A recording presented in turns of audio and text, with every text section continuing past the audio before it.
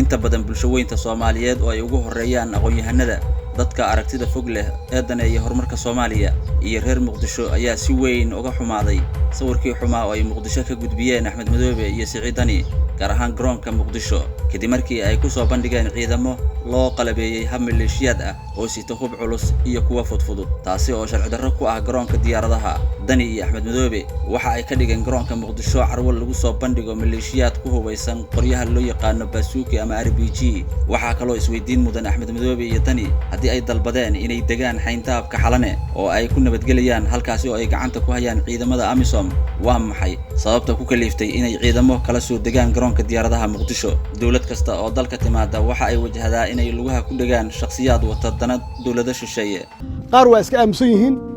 qaarna dagaal ku jiraan oo qayb wax ka yihiin in lagu hadlahayo dawladda si loo ogaado ama loo xasuusto oo loo yiraahdo hebel waa qeelinayay bal ha loo yeer maanta caqabadaha hortaagan doorashooyinka sanadkan ayaa ah Axmed Madoobe hogaamiye maamulka 8 sano aan dhaafin magaalada Kismaayo Kenyaankuna korka ka ilaaliyaan Axmed Madoobe waxa uu ku xiran yahay si toos ah dawladda Kenya oo iyaduna u aragta inuu yahay awoodda kaliya ay kula dagaalami karto dawladnimada Soomaaliya kulana wareegi karaan maamulka dekedda Kismaayo iyo garoonka oo haddaba inta badan ay maamulaan dawlad goboleed oo isaga naftigiisu meel taagan oo madaxweynayaalaha awoodda dawladda dhaxo kala raadinaya siyaasadda dibadeed raba ciidan gaar ah raba inay sameystaan dastuur gaar ah leh marka iyaga naftigoodu haddii la isfahmi waayo waa meel lagu soo dhexmaro oo dawladaha shisheeye laga yaabi karo inay ku soo dhexmaraan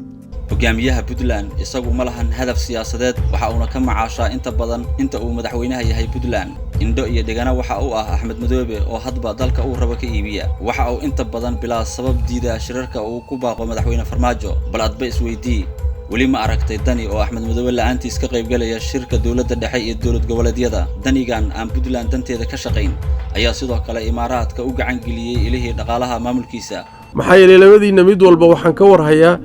inuu wixii la dhigi jiray saxwadii islaamiga ah uu qayb ka ahaa oo wadaadnimo laydinku tuhmo ama laydinku sheego oo aad diinta wuxuun ka taqaanaan marka in dadkii aad aqoon dhaanteen maanta ay idinku yeedhaan warkaalaya maslaxada imaada warkaalaya fadhiga imaada wartalada imaada idinkuna aad muxuu ahaay aad diidaan ama shuruudo iyo caqabado hor dhigtaan sooma kitaab xoornimo ma aha ku dhawaad 10 cisho oo ay labada nin ku dhex jiraan xayndaabka yar ee ku dhex yaala garoonka diyaaradaha Muqdisho waxa ay la kulmaan siyaasiyiin iyagu dana siyaasadeed leh una arka Axmed Madoobe iyo Dani in talada Soomaaliya ay iyaga ka go'do waxay ku dhawaaqeen isbahaysi ay ku sheegeen inuu dalka badbaadinayo caawa 12 habeenimo inta magaalada Muqdisho joogto ma joogtaa ma timid nimanka mas'uuliyadda hadda sheeganaya gudiyaha shirayana xataa su'aal isma weydiin inaan joogiyo inaan anaa isu joogo anaa isu shirka uu ku baaqay madaxweyne Farmaajo kama aysan soo qayb gelin waxayna ka dhiga adeegeen baaqyada caalamiga ah oo ay ugu horeeyaan kuwa beesha caalamka ee Xalane dejiyay war meeshan Xalane dalkan looga talin ma masaalix qarankan Soomaaliya Xalanana matal kuwa joogaana ka shaqeyn maayaan mana ninkii raacaan waa dhumaya dalku dhuminaya qofkii raaca madaxweyne Farmaajo ayaa adduunka iyo shacabka Soomaaliyeed tusay in Axmed Madoobe iyo Dani yihiin caqabada ugu weyn ee hortaagan shirka lagu dhameystiri lahaa doorashooyinka dalka taasi waxa sidoo kale fahmi kara guud ahaan shacabka Soomaaliyeed iyo bulshada caalamka